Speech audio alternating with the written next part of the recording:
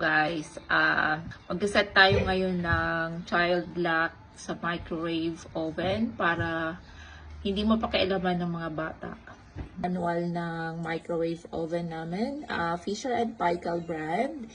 And dito, hanapin natin yung key lock. Kasi siya yung setting to prevent unwanted operation by children. Okay, so gawin na natin yung instruction niya. I-press down natin yung clear for 3 seconds. Ayun, nag-beep na siya ng matagal. Tapos lumabas tong parang square dito. Yan, naka-child lock na siya. Mabilis lang, di ba?